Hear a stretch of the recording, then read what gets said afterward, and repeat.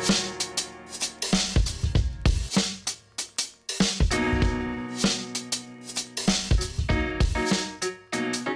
semuanya, welcome back to our YouTube channel di Now and Next Movement. Kita hari ini kedatangan tamu yang sangat spesial, yaitu Kak Christopher Tapiheru, my personal friend. Hi, how are you, Kak? Halo. Weh, Gimana? lama tak jumpa. Iya nih.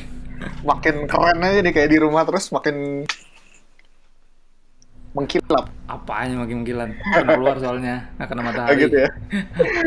How are you doing? Gimana how's life? Puji Tuhan sih ya. All well, karena anak-anak masih kecil ya, jadi kalau di rumah tuh hampir nggak pernah sakit mereka. Karena kan kalau biasanya sakit tuh ternyata nular dari sekolahan gitu, dari temennya atau whatnot. Jadi ya kita bilang doing great sih, thank God. Oke, awesome. Nah, gue udah ngobrol sama beberapa hamba Tuhan yang selama COVID ini, they apparently kayak lari ke satu hobi baru atau skill baru. Is there anything like that for you? Gue lagi banyak ngelarin buku sih. Maksudnya buku gue tuh banyak, apalagi sekarang ya, maksudnya makin dikirim-kirimin gitu sama penerbit, karena kan gue selalu paling nggak bisa kalau punya buku bagus tuh nggak gue ceritain ke orang bahwa you need to read this. So kebiasaan itu berlanjut sampai di sosial media, jadi gue posting tuh dianggapnya promote, padahal nggak juga, karena gue kadang lagi kan gue posting kan tiap hari satu quotes dari pendalaman Alkitab gitu ya, dan kadang kalau ada lagi tema tentang apa tuh gue ingat satu buku yang bagus, pasti langsung gue posting gitu, dan ternyata itu malah bikin more books come. Nah akhirnya jadi akhirnya gue lagi kelarin buku sih pelan-pelan. Seru lah. Oh, Itu hobi yang mudah-mudahan ya jadi legacy sih one day, jadi library buat anak gue kalau dia udah mulai masuk lah dalam pengenalan akan Tuhan yang menyeluruh gitu ya. wow, nice. Jadi nggak kayak tiba-tiba main saham atau naik sepeda gitu nggak ya?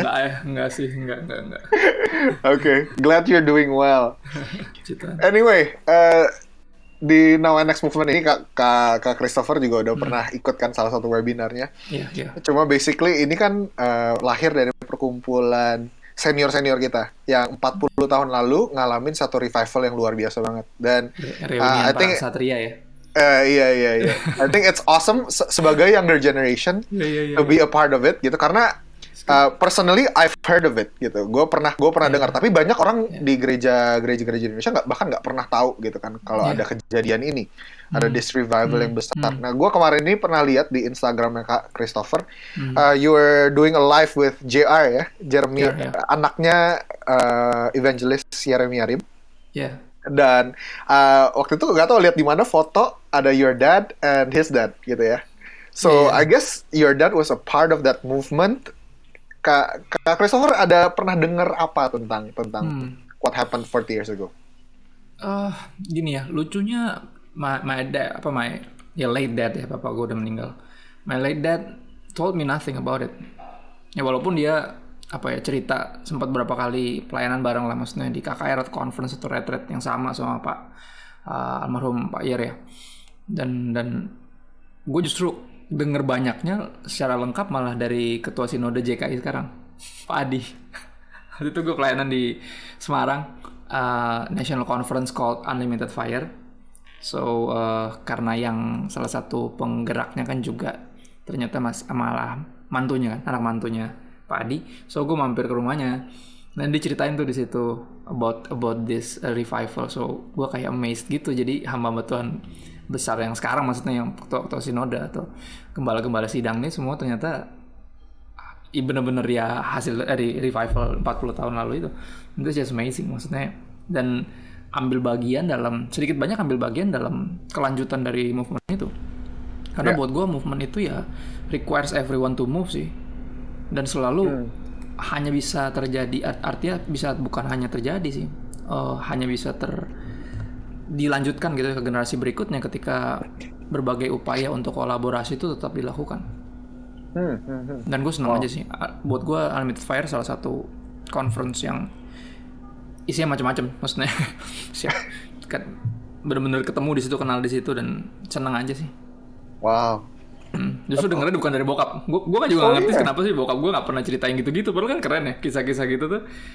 Iya. Makanya tadi lu bilang kan, maksudnya banyak yang sekarang juga pada nggak tahu, mungkin nggak pernah diceritain juga kali ya, maksudnya sama para. Dia kayak nggak pernah mention kayak kasih melanda Jakarta, kasih melanda Indonesia. Enggak, gue malah denger dari beberapa hamba Tuhan yang pernah undang gue pelayanan, kayak yang hasil dari movement itu juga gitu loh.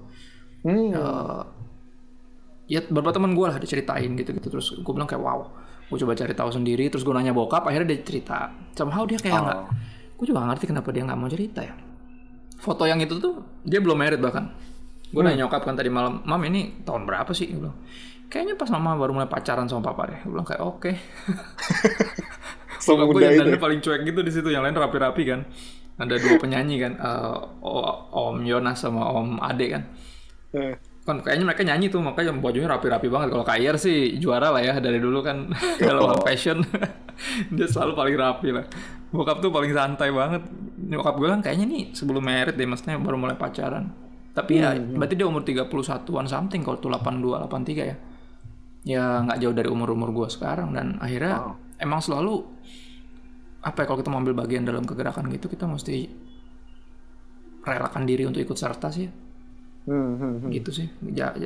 Buang gengsi terus join aja gitu pada akhirnya. Untuk ngeliat apa yang sedang Tuhan lakukan, karena seringkali apa ya, kita sering get caught up in things yang kita pikir Tuhan geraknya cuma lewat kita doang. Padahal enggak juga. Kalau di tempat-tempat lain juga dia bergerak, cuman dengan. Dan ketika ada momen-momen gitulah, kesempatan untuk melihat secara global kita tuh bergerak sebenarnya bersama. Cuman sering jarang kerja sama aja. Geraknya sendiri-sendiri. Itu sih. Very interesting. Oh, berarti bokap lu agak pelit cerita kali ya, atau dia mungkin dia nggak tahu, gue juga nggak ngerti, mungkin dia nggak mau kasih apa ya, somehow gue sensing sekarang gitu, gue menyadari bahwa dia kayaknya nggak mau kasih tekanan ke generasi berikutnya untuk kayak make something happen dalam tanda kutip ya, karena pada akhirnya revivals itu kan apa yang Tuhan kerjakan ya, bukan apa yang kita lakukan, karena Tuhan mengerjakan sesuatu dalam kita, mendorong kita melakukan sesuatu kan gitu. Dia kayaknya nggak mau. Ya gitu, bisa, maksudnya gini, sebagai orang tua gitu ya, kita bisa ceritain kisah-kisah zaman dulu kita sebenarnya memotivasi anak, cuman kadang jadi pressure juga buat anak, yang ngerti nggak maksudnya? Iya. Gue kayaknya gue ngeliat sisi itu deh, dia tuh orangnya cukup unik sih. Oke. Wow. Oke. That's awesome. Jadi gue malah dapetnya taunya dari kisah dari Pak Adi, terus dari Now and Next Movement YouTube juga pada akhirnya. Dan juga nyari-nyari sih, karena pasti beberapa kan ada yang pernah nulis, pernah kasih pasang video, dan keren banget sih. So cool. Talking about revival though, gue pernah ngobrol-ngobrol sama lu waktu itu. I think this is quite a unique story. Lu pernah cerita kalau lu juga personally pernah ngalamin satu kayak ya revival lah bisa dibilang, melalui ada satu Bible study yang lu pernah lakuin, dan kayak banyak orang yang bertobat di situ, banyak orang yang actually take their faith seriously di situ, dan kayak ada revival di anak-anak muda melalui Bible. Can you tell the story? What happened di situ? Ya, started kayaknya around, gue bertobat 2008 ya, karena encounter sama Tuhan di satu KKR yang altar call-nya gue nggak maju. Tuhan samperin gue malah di bangku. So, jadi dari situ gue yakin hati gue diganti sama yang baru dari Tuhan. Ya, Yeskiel 36:26-27 ya, New Heart. Dan dari situ gue yang tadinya nggak suka baca Alkitab, yang jadiin Alkitab tuh kayak obat, karena biasanya insomnia ya, susah tidur. Gue kalau susah tidur baca Alkitab langsung tidur pasti. Jadi itu obat tidur paling manjur gue. So dari situ malah gue jadi bener-bener getol banget baca Alkitab, malah nggak bisa tidur men. Gue tuh nggak mau tidur kalau belum ngerti. Jadi baca terus, kadang berapa kali ketiduran di atas Alkitab tuh sering banget. Nah dari sana karena dapet sesuatu dari Alkitab, dari firman Tuhan, gue rindu bagiin ke siapapun yang mau. So start di 2009, gue bertobat 2008 akhir lah, Oktober. Di 2009 sekitar Mei, Tuhan dorong gue benar-benar kuat banget untuk bikin Bible study. Jadi sesederhana bagiin apa yang baru gue dapat, baru gue sadari gitu, maksudnya yang all these times ada di Alkitab tapi gue nggak menyadari itu. So gue bikin dari 4 orang lah, siapapun yang mau ikut ya gue ajak lah, yang gue kenal ya, teman-teman gereja atau apa. Dari 4 orang dari gereja gue doang lokal, dan itu di luar program karena gue waktu itu rumah di Tangerang, kerjanya di Jakarta. So gue tinggal di Pastori karena bokap gembala kan. Gereja kan Jakarta Pusat waktu itu. Terus ya gitu, dari situ gue bikin setiap Kamis malam, karena bener-bener rindu banget bagian yang gue dapet, jadi kita bisa go 2-3 jam gitu cuman baca Alkitab rame-rame gitu. Dari 4 orang 3,5 tahun kemudian tuh bisa hampir 200-an orang, teman ngajak teman interdenon, beda gereja, bahkan beda ada yang dari agama lain malah lebih ekstrim, sampai ada yang jadi percaya Tuhan Yesus juga karena teman ngajak teman, jadi dari mulut ke mulut gitu. So dari sana nampaknya gue percaya revival pertama terjadi dalam diri gue sebenarnya. Ketika menyadari bahwa ini firman Tuhan ini segini kayanya, ternyata Tuhan tuh rindu untuk kita kenal Dia melalui firman-Nya. Nah dari situ karena ada sesuatu yang terjadi di dalam gue, somehow Tuhan bawa gue untuk melakukan sesuatu yang gue juga nggak pernah berpikir imbasnya sampai hari ini. Ya, dan gue yakin revival secara natural bergerak seperti itu ya, maksudnya yang take part di 40 tahun yang lalu juga nggak pernah menyangka bahwa hari ini mereka jadi maksudnya hamba-hamba Tuhan yang gue juga nggak nyangka, orang gue kerja kantor ya kan, nggak kuliah nggak sekolah Alkitab gitu loh, dan ternyata 3,5 tahun tuh udah kayak sekolah Alkitab buat gue. Setiap Kamis malam 3,5 tahun itu kayak sekolah Alkitab, jadi gue belajar terus ngajar, belajar terus ngajar. Dan ini ngebentuk gue sekarang. Kalau gue renungin ya itu dia sekolah Alkitab gue cuman itu. Jadi itu revival broke out di hidup gue sebenarnya pertama, dan Tuhan yang kerjain. Jadi kalau lihat ke belakang gitu, dan sampai sekarang menghasilkan ya banyak lah. Ada orang yang akhirnya malah jadi sekolah Alkitab. Sebenarnya udah S1-nya apa gitu, lagi gawe tiba-tiba karena ikut Bible study itu kayak gue kayak ini. Dan berapa juga anak pendeta yang sebenarnya lagi lari dari callingnya terus malah sekolah Alkitab, terus akhirnya sekarang balik ke keluarganya dan lanjutin penggembalaan yang kayak gitu-gitu men. Di depan hidung lo lihat berbagai mujizat gitu, kayak wow. Dan ya pada akhirnya revival bukan kita yang bikin, Tuhan yang bikin di dalam kita, dan Dia bawa kita untuk mengerjakan sesuatu bersama Dia. Ya revival always starts within and through you pada akhirnya nanti. Dan itu yang gue bisa lihat ke belakang cuma itu doang. Wow, gila. Never even imagine berarti kali ya. Dan bukannya lahir dari satu kayak doa puasa atau apa gitu ya. Bener-bener gue udah puasa baca Alkitab gitu. Cukup lama bro. Puasa baca Alkitab. Pas gue baca sendiri gue bilang kayak gila, gue kemana aja ini, kayak this is amazing. Saking excitednya ngelihat kebenaran sampai mau share, abis itu gara-gara share itu wow. Dan nggak pernah nyangka sampai hari ini, maksudnya sampai jadi full time minister kayak gini, terus jadi pendeta, dan kayak gila gue kayak masih nggak habis pikir sama sekali. Kayak soalnya ini I think this is quite, karena waktu gue pertama kali join sama bapak-bapak itu, mereka ada bilang kata ini, katanya kita yang dulu aja katanya lugu dan bodoh dipakai sama Tuhan katanya. Berarti I think that's quite familiar gitu ya. Kayaknya kayak kalau looking back berarti awal-awal itu lu juga mungkin masih agak lugu dan bodoh tentang Alkitab. Clueless man, totally clueless. I'm just in awe.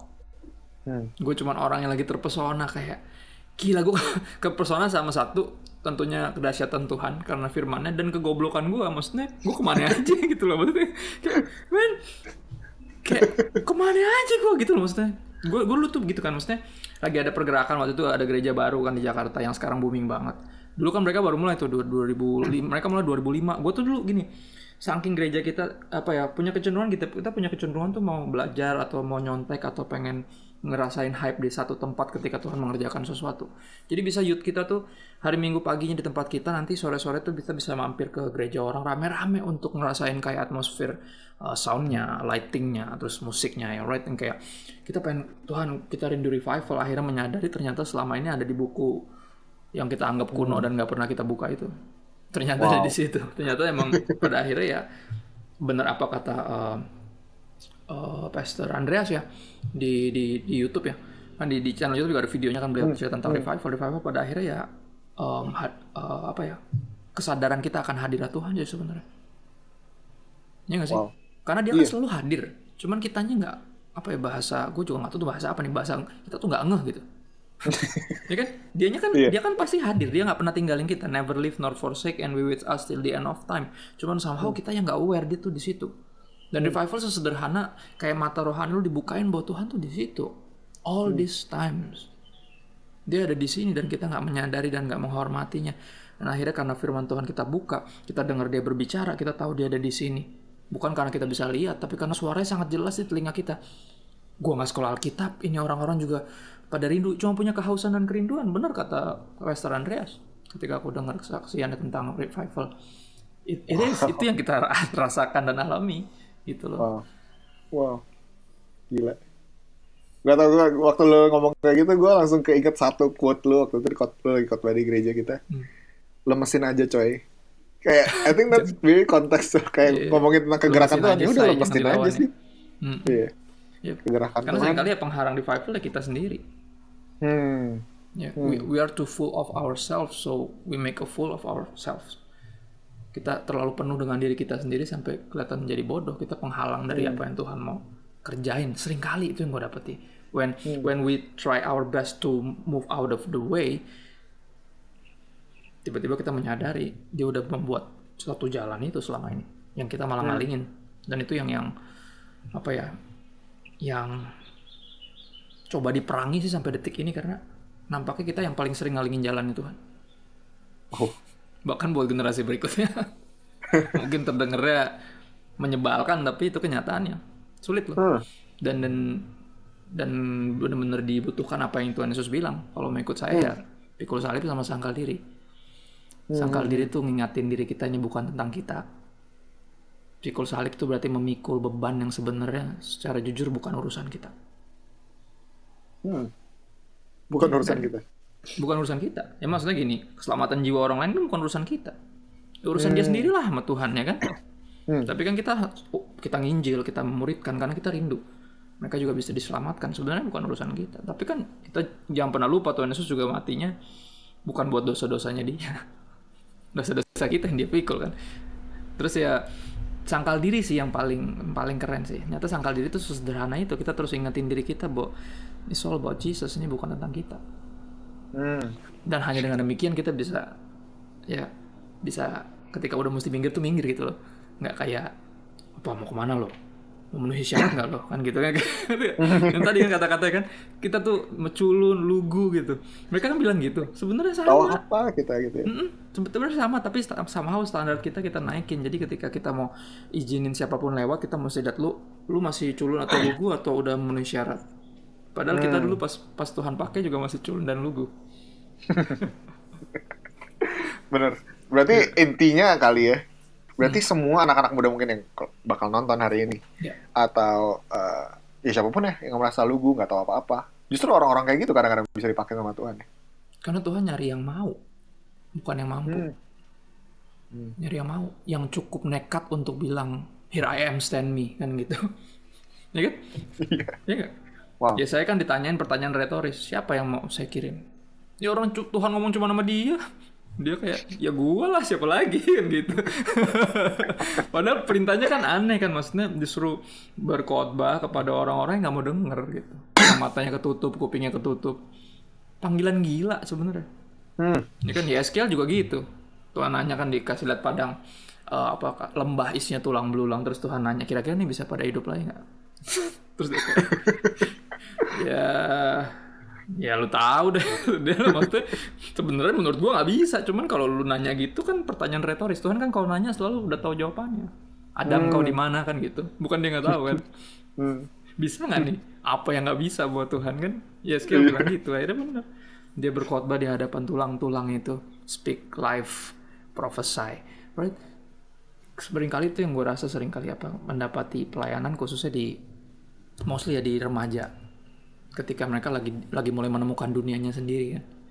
Baru menemukan, setelah tadinya dunianya kan dipenuhi orang tuanya dan di rumah tiba-tiba udah mulai punya teman, mulai apa, kita mesti ngomong tentang Tuhan gitu. Kayak Tuhan pasti pribadi terakhir yang mereka pikirin di pas lagi penuh dengan diri mereka kan udah mulai ngisi kan. Dan kadang ngerasanya kayak gitu, kayak khotbah di hadapan tulang-tulang. Dan akhirnya cuma bisa berharap emang ini yang Tuhan mau dan Tuhan akan mengerjakan sesuatu. And he does from time to time. He's still doing it. Dia terus melakukan itu. Kita cuma nurut khotbah. Gimana mereka tadi responsif nggak? Sebenarnya nggak, banyak yang cuek, ada yang main PUBG. Gue berapa kali khotbah kalau udah remaja tuh, wah gokil, man, dia megang handphone tuh miring. Orang megang handphone miring tuh pasti main game kan, nggak mungkin nyatet gitu. Enggak, dan Tuhan bilang udah bagian kamu, nggak usah marah, nggak usah apa. Kadang kita tergoda untuk marah ya, ngerasa nggak dihormatin ya.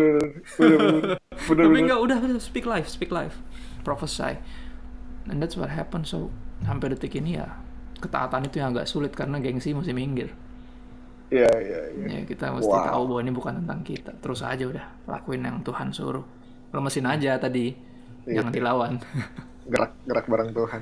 Wow, Yui. awesome. Revival.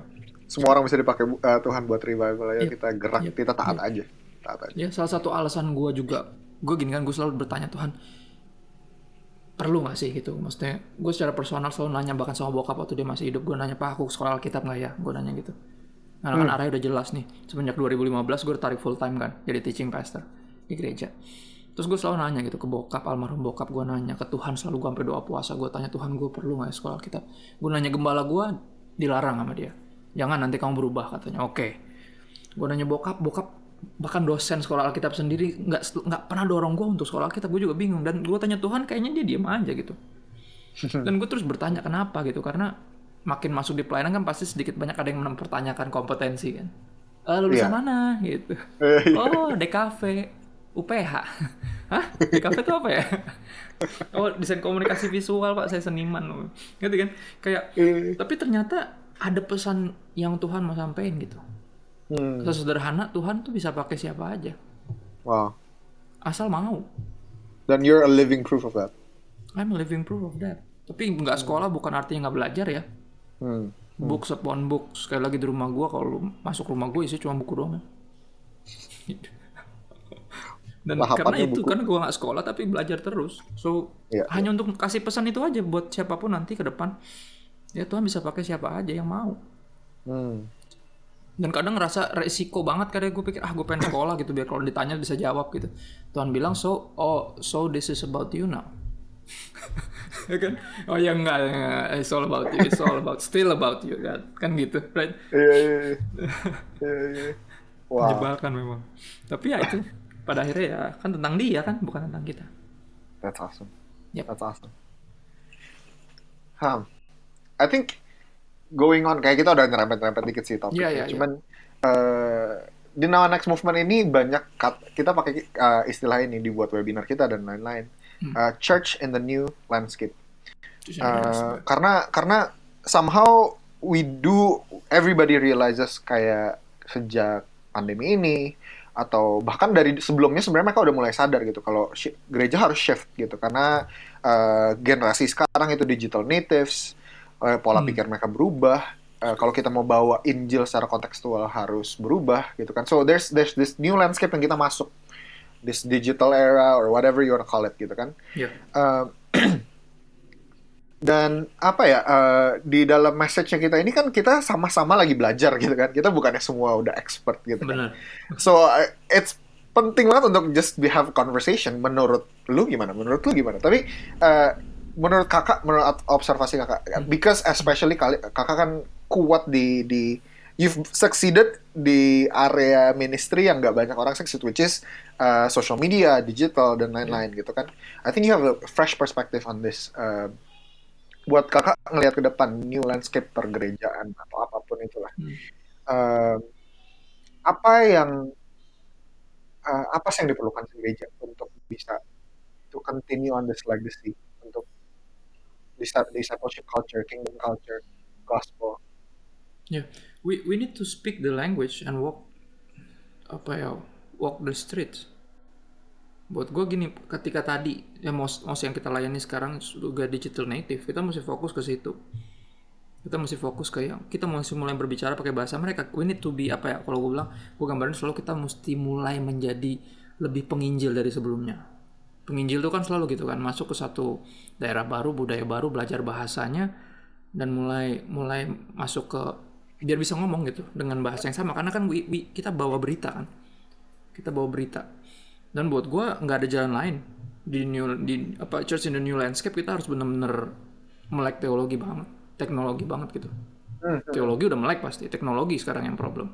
Ya kan, dan semua nggak bisa kayak bilang ya saya mah udah tua, gini saya gaptek, nggak bisa, kata-kata itu udah nggak cocok. Kita semua harus pembelajar. Kalau nggak kita nggak bisa nyampein itu.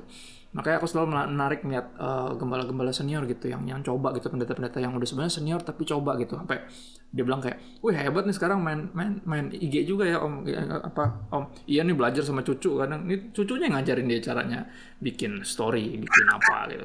And that's just amazing buat gue apa ya kerendahan hati itu yang dibutuhkan sebenarnya untuk tetap belajar gitu. Ya kan karena tiap-tiap era pasti berbicara dengan bahasanya sendiri sebenarnya. Dan sebagai gereja yang terus berkembang dalam artian membawa berita yang sama sebenarnya, berita yang the best news in the world, the gospel, penyampaiannya emang selalu akan menyesuaikan dengan bahasa yang lagi dibicarakan gitu. Dan sekarang ya semuanya lagi teknologi, lagi sosial media, dan nggak ada alasan, nggak bisa gereja kita tuh kuno dan nggak ada kata itu. Kalau kita mau menjangkau yang sekarang ya nggak ada jalan lain, kita harus make way for the new generation, next generation tuh ambil alih. Kalau kita nggak ngerti, mereka yang turun.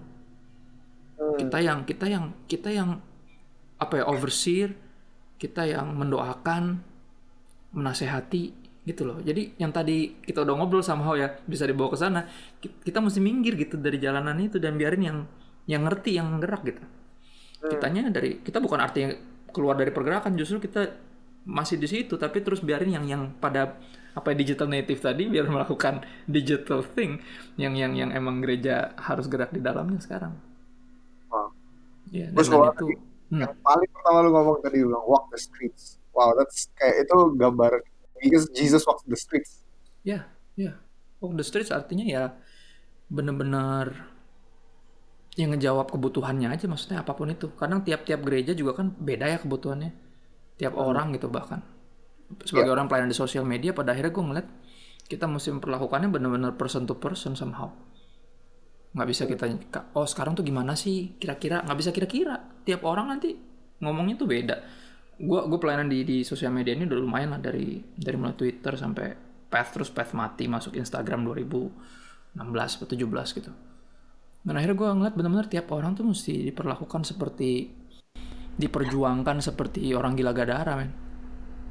Ngerti nggak maksudnya? Ya kan, Tuhan Yesus ngajarin murid-muridnya, mereka hampir mati tenggelam di tengah laut kan. Mereka pikir bakal kayak sebelumnya, soalnya kan mujizat 5.000 orang laki-laki dikasih makan 5 roti 2 ikan tuh. Mereka pikir bakal, oh ini bakal ramai nih di sana nih. Enggak, tuh cuma satu orang, men. Artinya satu orang tuh layak diperjuangkan. So bahkan di era digital kayak gini pun, ya gue dapati bahwa tiap orang tuh benar-benar emang punya kisahnya sendiri, dan kita mesti memperlakukannya dengan kenyataan bahwa satu orang bertobat tuh satu sorga bersorak-sorai. Oh, berarti so revival sekarang starts kayak one soul at a time gitu somehow. Capek sih pasti, draining, tapi ya worth it. Bukankah itu artinya pikul salib sangkal diri ya? Ya nggak sih? Gue masih ngadepin orang satu-satu loh. Gue ngomong, ajak ngobrol, gue doain, gue konseling satu-satu, benar-benar satu-satu. Wow. Jadi sebenarnya parameter utama dari pelayanan digital yang sukses bukan viralitasnya juga ya. Karena bisa aja post lu itu dilihat satu orang, tapi satu orang itu memang dibutuhkan dan akhirnya lu bisa konseling satu orang itu. Oh ya, pada akhirnya itu kan kayak gini ya. Kayak kita ngelempar jala ya. Lempar jala kan gitu ya. Lempar jala kan ada yang ikan yang nyangkut, ada yang enggak dong. Ya kan? Nah yang nyangkut itu kita fokusin sampai nanti satu waktu. Ya kan kalau jala kan gitu, kita ambil ikannya satu-satu sampai kosong tuh jala baru lempar lagi kan gitu. Sebenarnya itu yang terjadi dengan setiap posting. Itu yang gue harapkan. Oke, posting tuh kayak jala, gue lempar jeger. Ntar gue tarik, ada yang nyangkut, ada yang likes, ada yang enggak, ada yang bete biasanya gue bilang DM ya, gue bilang nah DM kadang yang bete itu nyangkut. Karena gue bisa lebih lanjut lagi sama dia. Ya kan? Nggak tahu deh, oh thank you ya kak, gue nggak pernah pikir kayak oke, that's it, can I pray for you, oke. Satu-satu sampai tuh jala beres, ikannya lempar lagi besok pagi dengan postingan berikutnya. Jadi gue nggak pernah, gue mencoba untuk apa ya, terhindar dari jebakan berapa banyak yang likes, berapa banyak yang view, berapa banyak yang, karena itu cuman kemungkinan kita menjaring, bukan jadi patokannya. Kalau nggak, apa bedanya sama dunia ini yang didominasi dengan numbers? Iya nggak sih? Ya nggak. Kalau nggak kita ke bawah dong. Itu kan sistemnya. Kalau kita ke bawah gitu juga susah. Gue selalu patokannya adalah Bro banyak yang nanti engage di direct messages. Setelah gue lempar jalannya. Atau kan gue selalu di situ. Iya. Karena mungkin banyak gereja-gereja yang takut juga masuk ke dalamnya karena the numbers would probably not be so great gitu kan. Dan kayak numbersnya biasa jadi katalis, maksudnya jadi parameter kan kesuksesan sebuah ministry digital tuh bisa 1.000 like atau bisa 1.000 views gitu. Kita kebawa kegiring sama ininya. Jangan fokus ke situnya, tapi sama sekali. We are walking the streets when we do that. Dan kalau ada betul. Mereka sekarang soalnya banyak kan hidupnya di situ kan. Right. Kita samperin di mana mereka berada. Sebenarnya sesederhana itu. Mau likes-nya berapa, kayak view-nya berapa, no big deal. Ntar juga pasti ada yang lihat, dan yang lihat tuh pasti ada yang engage. And we live time to time. Kita still ada di ministry. Almarhum bokap selalu bilang kan, dia tuh sepanjang perjalanan gitu ya, dia sering banget dijahatin orang, dikudeta dan whatnot. Gue sempat bertanya, kenapa sih masih pelayanan, gue bilang. Karena seringkali dia yang dijahatin, gue yang kepahitan. Aneh kan? Dia yang dijahatin, dia terus masih di ministry. Gue bilang, kalau jadi lu sih gue mundur. Dan dia bilang jawabannya sederhana, aku cuma berharap minggu ini ada satu lagi orang yang percaya Yesus. Wow. So dia di ministry week by week, day by day, hanya mengharapkan satu lagi orang percaya. And that's for me warisan salah satu yang paling mahal sih, yang beliau tanamin di gue. Karena dia bilang gini, kalau lu udah kamu tuh kak, dia panggil aku kak karena kan gue paling tua. Kalau kamu udah ngalamin sukacita sorga kak, nggak ada perasaan di dunia yang menyaingi itu. Dan itu nagih, dia bilangnya kayak sesuatu yang nagih, kayak kalau ada satu orang percaya lagi, lu pasti minggu depan kayak gue pengen satu lagi percaya, kayak karena udah pernah ngerasain gitu sorga bersorak-sorai. And that's just insane. Dan itu jadi kekuatan ekstra yang bikin kayak dunia ini bisa menghajar dia dengan apapun, but he's still doing it until dia pulang atau Tuhan Yesus datang lagi. Wow. Dan dia dan itu warisan sih buat gue. Mungkin itu dia bilang, dia nggak pernah ceritain selalu yang kayak gini-gini. Gue pengen banget dapet cerita gini biar semangat dong. Cuman somehow dia nggak pernah mau ngasih tekanan buat gue. Karena kisah-kisah ini bisa jadi tekanan, bisa jadi juga motivasi. Makanya bisa double. Cuman gue berharap ya ini selalu jadi motivasi lah. Kita merindukan ya yang sama gitu, Tuhan. Kalau engkau pernah kerjakan 40 tahun yang lalu, aku percaya engkau masih mengerjakannya terus sampai hari ini. Right?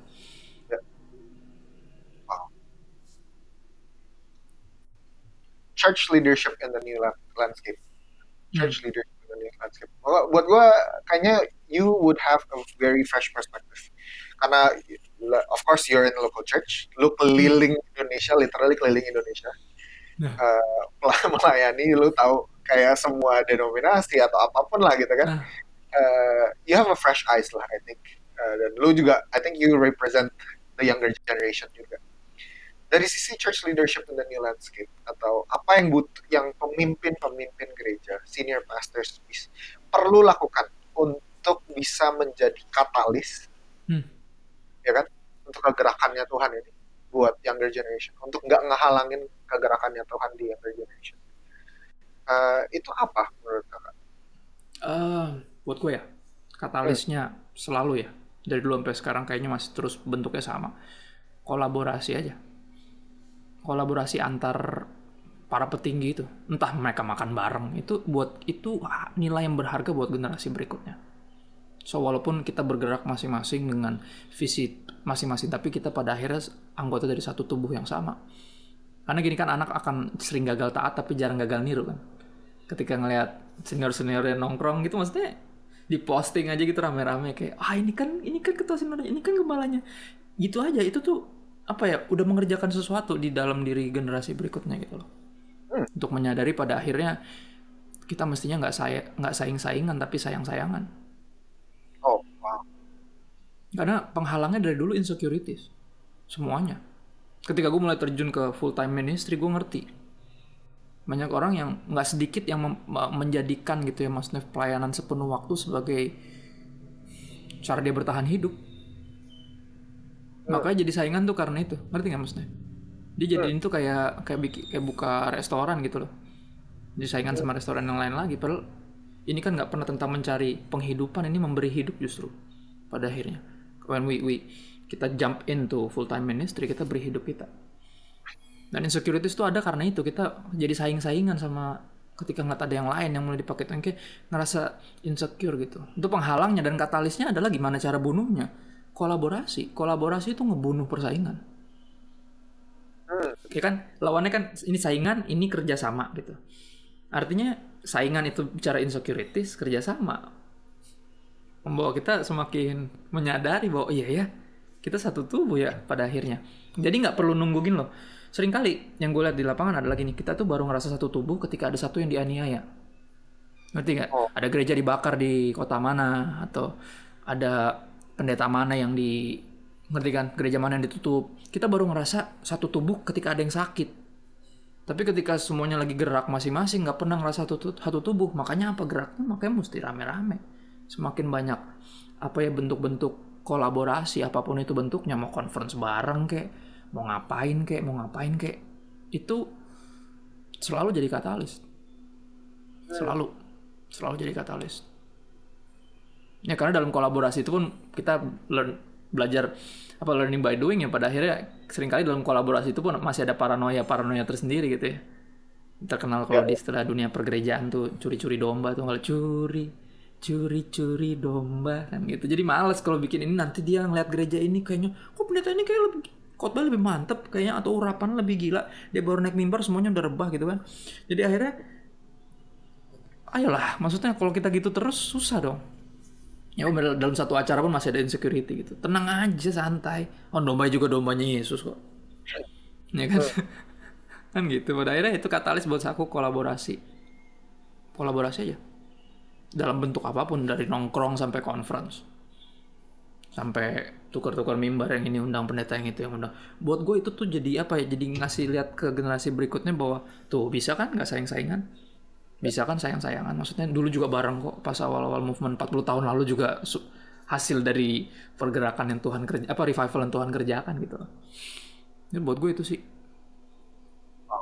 Dan harus semakin, dan itu mesti disengaja. Artinya nggak bisa ditunggu. Kita mesti dengan sengaja, karena kan tiap gereja pasti ya sejujurnya pasti punya agendanya sendiri. Tiap tahun udah kebayang tuh mau ngapain. Kita mesti buat waktu, dikosongin sengaja. Hanya untuk tadi kolaborasi, karena tahu itu katalis dari kegerakan Tuhan. Right. Ya. Kalau what can the church leaders do untuk the youth? Gimana? Nggak tahu ya.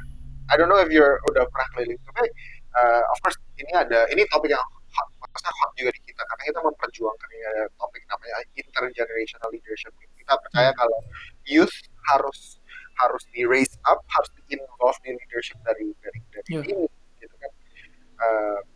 Dan I don't know, kakak di keliling-keliling kakak atau pernah dengar cerita, menurut kakak pemimpin gereja bisa, what can they do better gitu, supaya mungkin dari curhatan anak-anak muda, mungkin youth pastors di gereja-gereja atau apa? Apa ya? Sesederhana ini sih, memberi ruang aja untuk apa ya? Gue pernah dengar satu hamba Tuhan berkata benar banget, mestinya rumah tuh tempat paling aman untuk bikin kesalahan. Nanti maksudnya.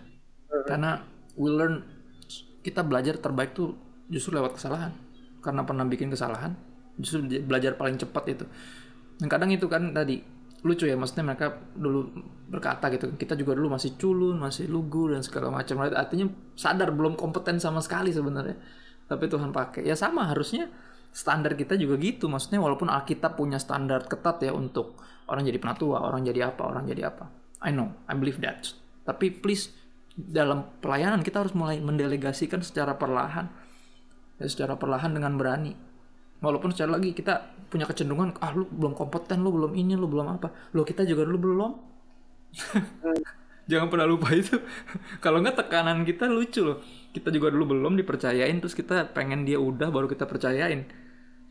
Jangan sampai dibawa mati. Ngerti nggak maksudnya? Jangan sampai orang gini, gue pengen bertumbuh. Sorry ya gue pakai kata-kata ini, gue pengen jadi orang tua yang gini, yang tua yang nggak didoain kayak sama generasi berikutnya, kayak kapan sih nih om mati? Maksudnya kita nggak bisa bikin perubahan nih kalau masih ada dia. Ngerti nggak? Gue nggak pengen ada orang yang mendoakan gue untuk mati, right? In order to make changes, atau ngerti nggak maksudnya? Gue nggak pengen. Gue pengen jadi orang tua yang supportive. Yang kalau ngeliat anaknya udah mulai semangat di ministry, kayak ayo didukung, mau bikin apa, yuk. Gitu. Tapi ini terlalu gini loh, om nggak apa-apa. Yang penting Injil masuk, yang penting ini mereka ngerti, yang penting orang dilawat Tuhan. Gue pengen jadi orang tua yang seperti itu one day. Pengen banget. Dan itu dibutuhkan keberanian. Dan ya yang di gereja gue terjadi ini yang terjadi. Ya gue ngerasain banget apa artinya istilahnya satu figur yang dikenal sebagai pencipta lagu gitu ya, pasang hamba Tuhan yang dengan gilanya 2015 tarik gue untuk jadi full time teaching pastor. Gue bilang gue nggak sekolah Alkitab loh, dia bilang nggak perlu kata dia. Asli dia yang paling nggak pernah. Dia kasih kepercayaan. Kenapa? Dia ngeliat beberapa video gue di YouTube. Dia tahu bokap gue. Dan gue lagi deket sama anaknya, maksud dalam artian kita lagi semangat banget tuh pelayanan gitu, nyambung. Ya dan dia tarik gue untuk full time dan percayain itu. Gue bilang kayak wow, this is insane. Mirip banget sama yang bokap gue lakukan. Maksudnya bokap gue juga gitu tipenya. Orang yang suportif dan selalu nggak takut untuk kasih kepercayaan sebesar itu buat orang yang masih apa ya, lucu dan belagu. masih culun gitu, ngerti maksudnya. Ya dan akhirnya di gereja gue ngeliat itu ya, kita tuh jadi tandem berapa kali ya, kita kan karismatik ya, basically kita dengar ada nabi ya atau siapa kasih visi, kasih apa, dan selalu kata-kata itu muncul selalu, strength of the young plus wisdom of the old. Kata itu tandem dan dari antar generasi itu, dan pelaksanaannya jadi bener-bener gue ngelihat pendelegasian yang berani. Ya, next gen dijadikan pelaksana, itu yang terjadi kalau di gereja gue. Sedang yang senior jadi pengawas sama penasehat.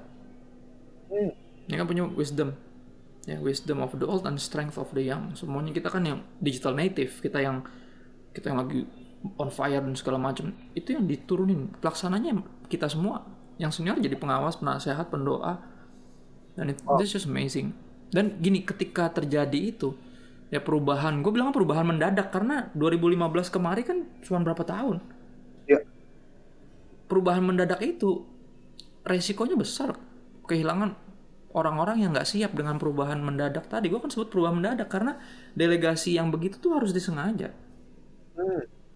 Kalau nggak disengaja dengan iman, ini langkah iman ya, hampir kayak langkah iman rasanya. Kalau dilihat resikonya gitu, ada jemaat yang keluar, bahkan ada majelis-majelis juga yang keluar karena ngerasa wah ini kok jadi gini ya, maksudnya. Oh ya? Ya, karena kan jujur pasti ada aja yang masih punya spirit of entitlement kan. Dia ngerasa dari dulu saya udah jenjang karir gitu, dia pikir ini perusahaan gitu atau apa. Lalu tiba-tiba yang dipercayain tiba-tiba, loh kok bocah-bocah ingusan yang tiba-tiba megang sekarang. Right, ada yang goyang, ada yang keluar, ada, tapi sebagai leader, aku banyak belajar sih dari gembalaku how to secure. Dalam artian kalau emang bener kita merindukan, ya ini tuh didelegasikan dengan benar gitu loh. Kita merindukan revival yang kita jadi katalis kegerakan Tuhan. We need to, yang tadi kita ngobrol di awal, we need to step, mesti minggir dari jalan itu dan biarin yang berikutnya untuk itu. Sambil kita berjalan nanti bareng-bareng mereka juga. Tapi at least nggak ngalingin jalan gitu. Dengan berbagai, dan itu gila sih. Tapi gue liat ini di depan hidung gue sendiri dan ngalamin sendiri. Semakin dipercaya, kita ada ruang untuk lebih banyak akhirnya ngajar walaupun nggak sekolah Alkitab, right? Ada ruang buat, kemarin khotbahnya kayak terlalu apa deh gitu kan. Kita belajar dari kesalahan itu. Nggak pakai lama, nggak nyampe setahun. Ya, nggak nyampe setahun ya, pembicaranya ya bener-bener mostly gue, Lewi, ya kan, yang muda-muda. Karena kita dipercaya untuk gitu. Dan itu emang gile banget sih. Kenapa? Mereka bahkan merelakan jatah khotbah mereka juga buat kalian. Jelas. Om khotbah sebulan sekali. Minggu pertama pas perjamuan. Sisanya gue, Lewi, terus gue Lewi ngobrol-ngobrol akhir bulan. Kita formatnya gitu. Jadi akhir bulan tuh ada talks. Setiap akhir bulan tuh ada talks. Jadi ngobrolin aja gitu. Ngobrolin apa yang perlu diobrolin. Jadi that's just amazing buat gue. Ya, dan ya itu yang agak masih langka sih. Tapi kalau mengingat ya, sekali lagi, kalau para pendahulu atau one day gue juga jadi senior gue, kalau gue ingat ketika Tuhan pakai gue masih lugu gitu. Harusnya kita juga bisa seberani itu, ngerti nggak maksudnya? Yeah. Harusnya. Yang penting ya tadi, maksudnya kita selalu sharing visi, kita selalu kayak rapat koordinasi lah. untuk tahu gitu loh, bulan ini mau ngomongin ini, ya ini kayak gereja gue kemarin baru walk through kita punya statement of faith Right. selama sebulan lebih, dan itu mengingatkan kita aja, maksudnya ini loh, ini rumah kita, ini yang pengen kita pandang bersama. Selama itu nyambung, lu mau khotbah apa juga, ngerti kan? Karena sama nih, ngerti gitu loh. Jadi nggak bakal takut, oh nanti kalau dia salah khotbah gimana? Ya ntar juga dia belajar dari, at least dia nggak bilang Tuhan Yesus bukan Tuhan gitu, Alkitab bukan firman Tuhan, kan nggak itu. Karena statement of faith kita kan sama. Right. Jadi ruang itu loh, ruang untuk, ya kata-kata itu sih buat aku powerful sih, ketika ada satu hamba Tuhan yang bilang maksudnya rumah tuh tempat paling anak tuh nggak takut salah. Artinya bukan nggak takut ada ruang buat bikin kesalahan sehingga dia bisa belajar. Kita ngeliat anak jalan terus jatuh, kan nggak kita omelin, masih kayak aduh it's okay, hati-hati lain kali jangan gitu, kita angkat suruh jalan lagi. Dan it's good selama kita mengingat gereja pada akhirnya kan lebih dari organisasi, ini kan keluarga ya. Itu sih. Wow. Last question, karena gua youth leader dan kita juga sama-sama lagi memperjuangkan, maksudnya bukan memperjuangkan, kita selalu hati kita ada di generasi selanjutnya gitu kan. Ada, I don't know if you've heard, tapi sering lah ini ada statistik dilempar-lempar. Barna pernah keluar research yang menghebohkan seluruh dunia. Banyak banget anak-anak muda meninggalkan gereja. Terus bilangan research waktu itu mencoba mengkonfirmasi juga, walaupun di Indonesia better, tapi the trend is getting worse. Gitu. Semakin banyak orang-orang yang skeptik, semakin banyak, I don't know, pemuda-pemuda yang nggak percaya sama gereja dan lain-lain lah, meninggalkan kekristenan. Dan I don't know, buat kakak, because your demographic kan memang anak-anak muda gitu, dan you talk to them. Apa sih sebenarnya mereka cari? Dan apa sih sebagai penginjil, sebagai orang-orang yang tahu kebenaran, angle apa sih yang efektif buat mereka sebenarnya? What are they looking for? Maksudnya is it a deeper teaching? Karena kayak gini, dilema dari youth ministry adalah selalu kayak gini. Should we make it fun? Ya kan, party, colorful, pakai balon, ya kan? Atau should we actually teach them stuff gitu? Dikasih doktrin atau maksudnya I don't know, kayak menurut kakak apa sih struggle-nya mereka dan ya ini yang gue dapati dengan mengagetkan sih, they hated gimmicks. They hated gimmicks. Gimmicks for kids, not for the youth. Itu yang gue dapati, gue juga kaget. Gue pikir kan teens tuh, oh kita mesti bikin gini biar dia kayak right? Nggak. Kenyataannya adalah ketika lu udah mulai remaja, apalagi udah mulai menyentuh umur pemuda, lu tuh nggak suka diperlakukan pakai gimmick kayak bocah, tuh nggak lo? Ngerti kan? Ya kan, ngerti nggak maksudnya? Kita masih pikir, oh ini umur segini lagi senangnya main, kita mau bikin sesuatu yang fun. Sama mereka ngerasa kayak, lu pikir gue anak kecil, ngerti nggak maksudnya? Sehingga kita pun juga sama, khotbahnya kita watered down biar nggak terlalu jelimet, right? Nggak terlalu doktrinal yang padahal gini, Alkitab dipenuhi firman Tuhan, dipenuhi dengan big truth. Tapi somehow kita pengen ngasihnya bite size, sehingga jadi akhirnya mereka antara terbiasa dengan khotbah yang begitu aja, atau sebenarnya pengen yang lebih dalam. Ini kan karena pas zaman sekolah minggu udah bite size. Gitu. Justru gue dapati semakin gue khotbah dengan big ideas, ya big truth gue bagiin dengan apa adanya, tapi pakai bahasanya mereka, right? Karena ini problemnya seringkali language, seringkali bahasa. Dan karena mereka hated gimmicks, ketika lo jadi apa adanya, itu paling masuk. Seberat apapun yang lagi lo bagiin. Karena sebenarnya di umur-umur segitu, lagi encer-encer nih kepalanya nih. Lagi dapet, ini ngerti gak maksudnya, pelajarannya makin susah. Ya kan? Ininya tuh lagi kuat-kuatnya gitu. Justru harus dimasukin big truth. Justru doctrines yang tadi yang kayaknya mesti dimusuhi dalam tanda kutip ya, ketika gue bagiin, gue kaget. Kadang orang bilang, gimana sih cara ngomong ke anak-anak muda tuh, maksudnya yang dibagiin tuh khotbahnya apa sih? Gue bilang, gue khotbah bagiin aja yang biasa gue bagiin di umum, tapi pakai bahasanya mereka. Justru kalau di hadapan mereka gue bisa jadi apa adanya, dan ternyata itu yang mereka mau. Ya, most of them udah apatis karena ngelihat sepanjang sejarah kejatuhan berbagai hamba Tuhan ya, dengan berbagai skandalnya. Sudah ngelihat pelaksanaan keculasan sana sini, udah pernah terluka dengan ketika gereja nggak bisa nggak bisa mengingat bahwa mereka juga keluarga bukan cuma organisasi, right? Beberapa udah apatis, tapi ketika gue dapet, tapi mereka tetap haus akan kebenaran sebenarnya. Perhatiin deh, hampir semua sosial media gitu ya, akun rohani Kristen di situ, entah YouTube atau Instagram atau whatnot, followernya banyak. Perhatiin deh, jarang yang cuma beberapa, pasti rata-rata banyak. Artinya apa? Itu menunjukkan kehausan sebenarnya. Itu menunjukkan kehausan. Apapun itu banyak banget. Gue bilang, ternyata haus ya. Gue nggak nyangka. Gue pikir kok maksudnya kalau ngajak ke gereja susah, ngajak baktian tuh susah. Tapi ternyata kehausan itu mereka kayak somehow punya apa ya? Gue bilangnya they hated gimmicks. Nomor satu, yang kedua mereka have thirst for clarity. Haus akan kebenaran yang jelas gitu, kejelasan. Karena banyak dari kita saya melakukan apa yang kita nggak tahu kenapa kita melakukannya. Mereka tuh selalu pengen tahu kenapa sih kita tuh gini, orang Kristen tuh gini, gereja tuh gini, kita ngapain sih mesti gini kak gitu. Mereka tuh pengen tahu kenapanya, tapi somehow ketika nanya kenapa nggak ada yang mau jelasin, atau kayak udah jangan nanya yang aneh-aneh lah. Lu masih bocah. Sering kali itu terjadi, dan mereka nggak suka loh, maksudnya diremehkan sebagai bocah itu sebenarnya nggak suka. Ketika kita bagiin apa adanya dengan bahasanya mereka, dan dengan ini yang menarik, pada akhirnya mereka nggak nyari yang sempurna, mereka nyari yang apa adanya. Makanya semakin lo jadi diri lo sendiri, mereka semakin nyaman. Lo pernah lihat gak pendeta khotbah di YouTube terus berusaha jadi lucu? Ngerti gak maksudnya? Berusaha jadi lucu, kayak trying so hard. Jadi akhirnya orang ketawa bukan karena dia lucu, orang ketawa karena ngelihat dia berusaha jadi lucu. Ngerti gak maksudnya? Ketawa karena kegaringannya gitu.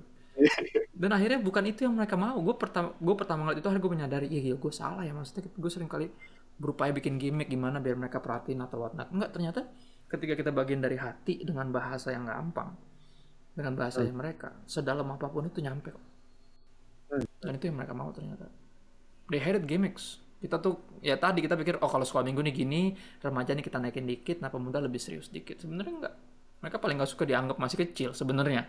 Ya nggak sih? Kita pas udah mulai remaja kan udah mulai berasa udah gede kan. Ketika diperlakukan kayak masih begitu-begitu, kayak what? Malah awkward gitu sering kali. Nah itu yang akhirnya gue sadari.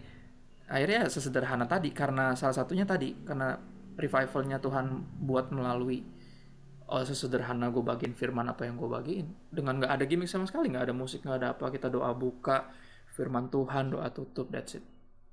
Tapi hati ke hati aja, kita ngobrol, terus mereka nanya, gue jawab, dan ruang itu masih terus gue bikin sampai hari ini. Makanya lewat pelayanan gue tiap hari ada aja gitu, maksudnya ruang untuk bertanya. Itu yang mereka cari sebenarnya. Mereka pengen bisa tektok gitu. Cuman kan mostly kan kalau nama juga pelayanan kan kita satu arah ya. Yang kayak gini gitu, jarang ke kemari gitu. Dan ternyata kemarinya itu yang mereka cari.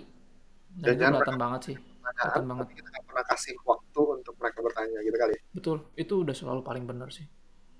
Selalu paling benar pertanyaan itu. Kayak guru kalau ngajar kan selalu kayak, ya gimana ada pertanyaan kan gitu. Itu tuh ternyata penting banget kan. Asli penting banget. Lucunya kalau kayak gitu biasanya nggak ada yang bilang. Memang nanti tapi belakangan. Iya. Nggak apa, kita mesti siap aja, maksudnya pada akhirnya kita kan namanya gereja ya sebenarnya fasilitator ya. Gembala gue selalu bilang kita tuh kita tuh fasilitator sebenarnya. Jadi apapun yang mereka lagi butuhkan atau apa, we facilitate. Kita sediakan. Kita kasih ruang. Kalau mau bertanya kita kasih ruang. Belum ada yang nanya, ya udah nggak apa-apa, kita kasih ruang aja. At least kalau ada yang nanya nanti tahu mesti kemana kan gitu. Dan itu sih yang gue lihat, yang kenyataannya yang ada seperti itu. Ya, mereka cari keluarga rohani sebenarnya. Tapi yang real ya, bukan yang dalam bentuk kayak ngerasa kayak mau dimasukin di satu partai atau jadiin downline-nya siapa gitu. Mereka kayak nggak suka gitu downline-nya siapa. Mereka tuh pengen jadi kayak part of the family. Part of the family kan meaning mereka juga didengar, tapi juga dilindungi, tapi juga diajar juga, nggak dibiarin. Ngerti kan maksudnya? Kadang kan suka terlalu serba salah tuh. Ya kan ada yang terlalu ngebiarin. Terus sedikit banyak mereka pengen dilindungin juga, tapi dilindungin nggak mau juga didikte. Padahal mesti diajar. Ngerti kan? Kayak ada jostles a bit gitu loh kayak. Tapi ya itulah seninya. Pada akhirnya just be you. Terus bagiin sebenar-benarnya kebenaran, sesederhana itu aja, dua itu yang gue perhatiin. Dan nggak ada problem sih di mana-mana. Gue justru problem biasanya kalau mesti khotbah di umum. Untuk agak behave tuh susah, men. Kebiasaan just be me gitu. Pada akhirnya beberapa tempat umum kayak Pak Pendeta, jadi dirimu sendiri ya Pak ya. Please Pak, jangan tahan-tahan, kata dia. Oke, thank you. Gua bilang. Lu baru angkat satu beban dari pundak gua untuk jadi orang lain. Saudara, mesti gitu ya, kayak gue gak bisa. Terus Iya. just me. Gue nggak banget, gue bukan gue banget itu. Pengen gue Oke. bisa gitu, kadang gue liat hamba Tuhan yang biasa KKR tuh keren. Gue, ih gila, gue pengen banget bisa ngomong gitu. Iya, iya, Keren. Tapi yang ternyata bukan itu yang mereka cari pada akhirnya. iya, Ya kan tiap-tiap generasi pasti ngomong dengan bahasa masing-masing. Dan semakin kita sering ya tadi walk their streets, kita akan talk their language, Hmm. speak their language. Emang gak ada jalan So, lain. Orang nanya gimana sih bisa bisa apa ya, bisa up to date sama anak muda? Ya mesti nongkrong sama mereka. hmm. Kita mesti actively memuridkan mereka, mentoring mereka. Basically ya share life with them. Lu akan jadi kayak mereka, ngomong nyambung lagi. Kak udah nonton ini belum? Apaan tuh? Gue bilang, coba deh lihat, mana linknya, kirim kan gitu. Akhirnya gue nontonin. Oh, itu doang yang bikin nyambung, apalagi nggak Iya, ada. iya. Iya. So cool. So cool. Ya, tapi memang it's challenging loh Super challenging. untuk melayani mereka, dan tapi berempati juga to be them, karena gila ini zaman kita nggak pernah ada di zaman dimana informasi itu semurah ini, Wah, semudah dan semurah itu. mudah dan semurah itu, dan mereka they can't stop it, kayak alirannya tuh masuk terus. Hmm. How do you even, kayak makanya buat mereka mungkin cari apa sih, how can you define, gimana mendefinisikan kebenaran di tengah semua orang punya opini masing-masing, dan kita di kulturnya anak muda sekarang kita harus dengerin semua opini, dan semua opini seems legitimate gitu kan, Yep. karena everybody defines their own truth. Yep. So confusionnya gila banget, tapi mereka sebenarnya haus kebenaran. Yep. Mereka sebenarnya butuh batu karang yang teguh itu kan, benar kan? Yep. Wow, gila. Oh, nambah last question. Nah, balas. Ini gue lagi apa counseling sebagai youth pastor. Gue waktu masuk youth ministry, si Bang Tommy bilang kayak gini, anak muda tuh topik paling paling apa ya, utamanya tuh cuma dua, John. Tujuan hidup, pasangan hidup. Jodoh. Yeah. Is it still relevant today? Apakah masih benar itu pertanyaan mereka dua itu? Atau ada mungkin ada you discovered topik-topik yang sebenarnya memang anak-anak muda butuhin banget? Basically it will boils down to that two questions in life. Ada dua pertanyaan yang nggak boleh, artinya dua pilihan yang nggak boleh salah. Pertama, lu salah pilih Tuhan. Okay. Tuhan mana yang lu mau sembah? Terus sama satu lagi, orang mana yang akan lu habiskan seluruh sisa hidup lo melayani Tuhan bersama. Tuhan yang tadi lu pilih, lu kan cari satu orang nih yang akan lu sisa hidup lu akan habiskan bersama dia melayani Tuhan yang tadi lu pilih. Basically tadi bener, tujuan hidup. Ya gini, kita kan bicara soal tujuan hidup itu siapa sih? Bukan apa, siapa? Tuhan. Ya kan? Roma 11:36 ya. Dari dia, oleh dia, untuk dia, bagi dialah segala kemuliaan. Kayak tujuan udah pasti dia. Dan sama, pasangan hidup. Orang mana yang akan kita habisin seluruh sisa hidup kita melayani Tuhan bersama. Right. Emang itu nggak akan pernah berubah. Pasti larinya ke kedua tadi gitu loh. Right.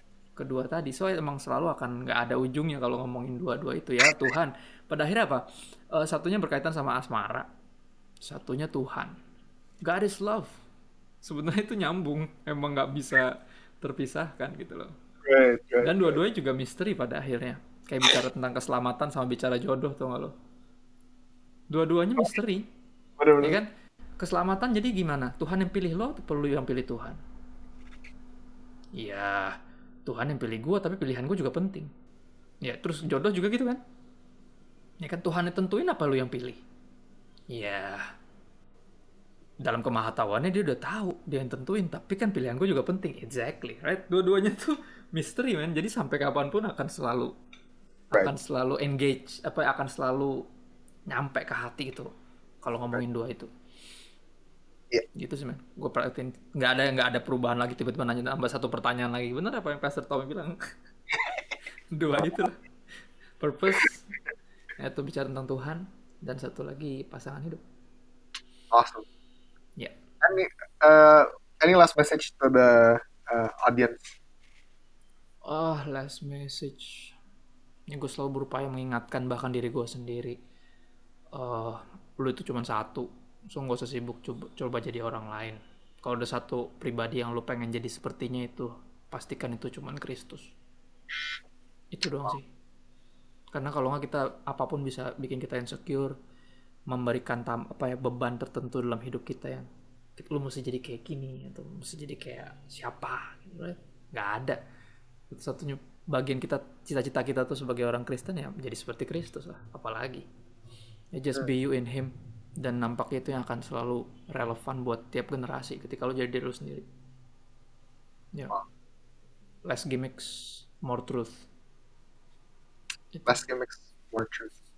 Thank you so much, Kak, for your time. Sama-sama. Thanks for having me. Seru ya. Alright, see you guys on the next video. Saudara, jika video ini memberkati saudara hari ini, please consider to like, share, and subscribe di YouTube channel Now and Next Movement, di mana kita akan terus mendiskusikan tentang intergenerational leadership, intergenerational discipleship, dan revival in this new landscape. God bless you.